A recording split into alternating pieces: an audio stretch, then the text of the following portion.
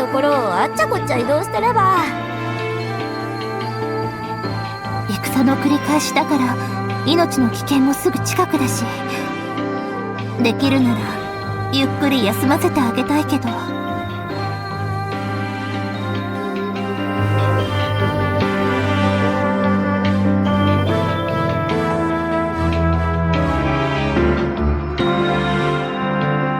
シュエちゃんの知恵に頼ってばかりでごめんなさい。私たちもっともっと頑張らなきゃ。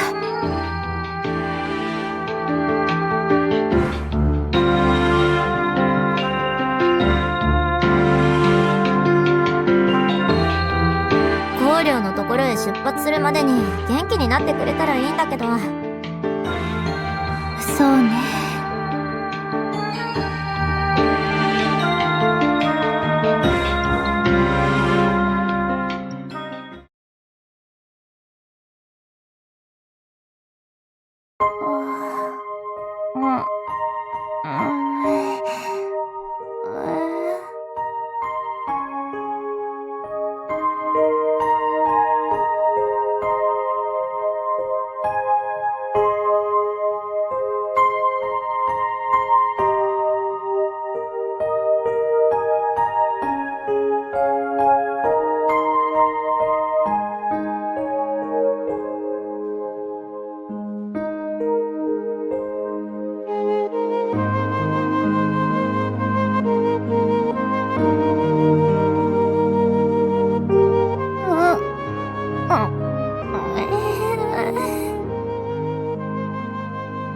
兄様。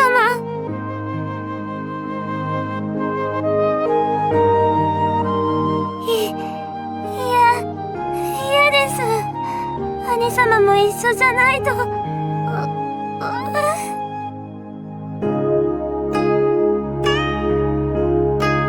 一人なんて、そんなの。いや、兄様。兄様。兄様。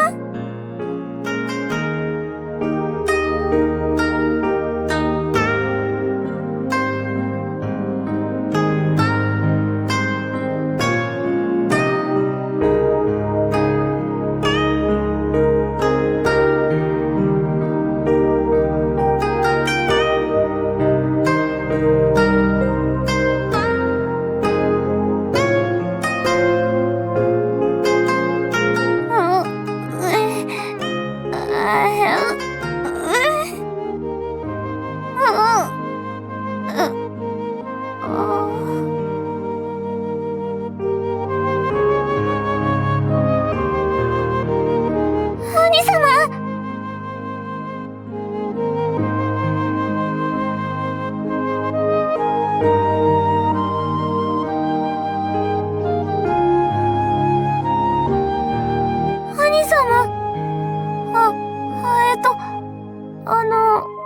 そうでした。すみません。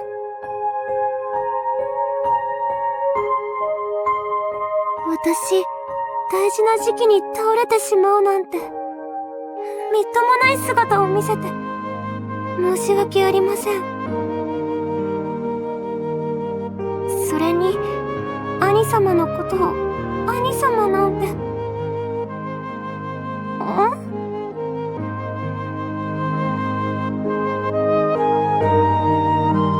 寝ぼけていた。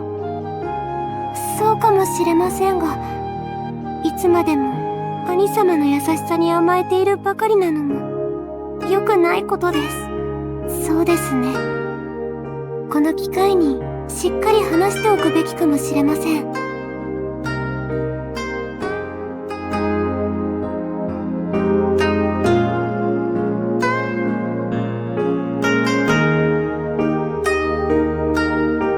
いえ、聞いてください。きっと今がその機会だと天も告げているのでしょう。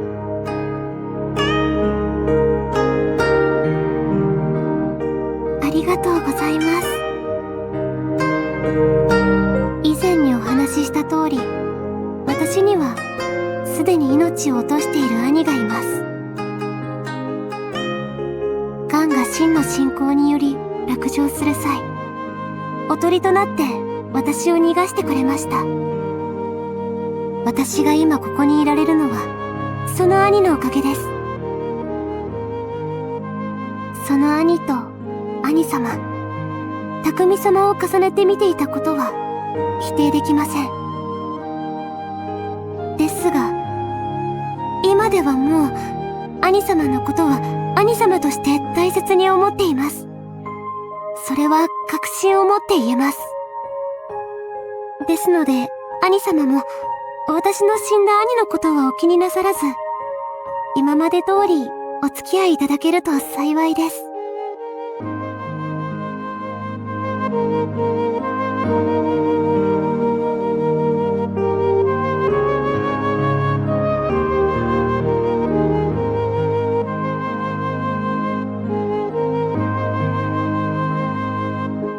兄様はお優しいのですね。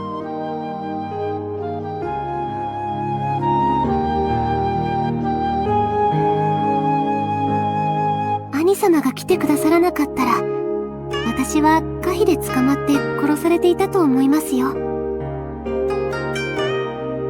かに体力的には厳しいです。重圧を感じてもいます。でも兄様の手を取って飛び出して大岡様に仕えると決めたのは私自身です。兄様は何も悪くありません。それにお忘れですか？私は始皇帝の暗殺を企てた女ですよ。失敗しちゃいましたけどね。帝国の打倒は、皇帝の抹殺は私の悲願です。秦との戦いにつながることならどんな無茶でも望むところ。無理だなんて思うはずがありません。むしろ来るなと言われても絶対についていきますから。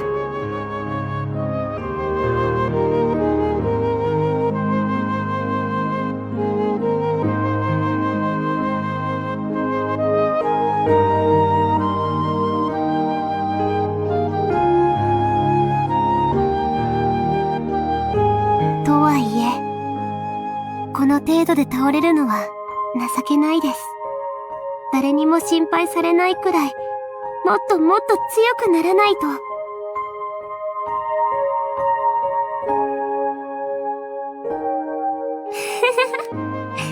ではやっぱり兄様も動員をするべきですね。明日から一緒に頑張りましょう。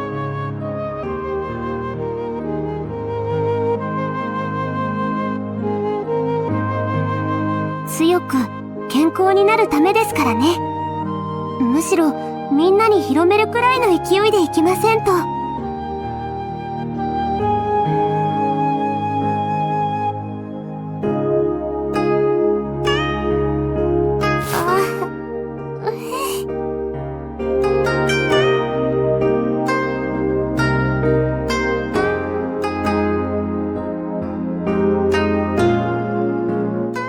そうですね。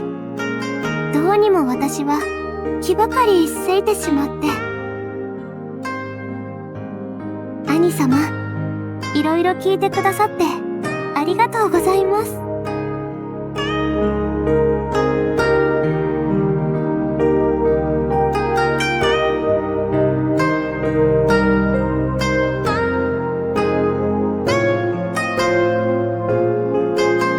はい、そうですね。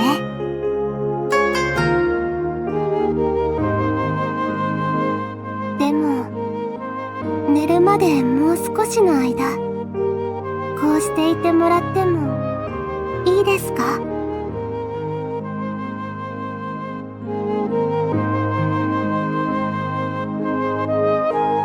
もう、そんなことしませんよ。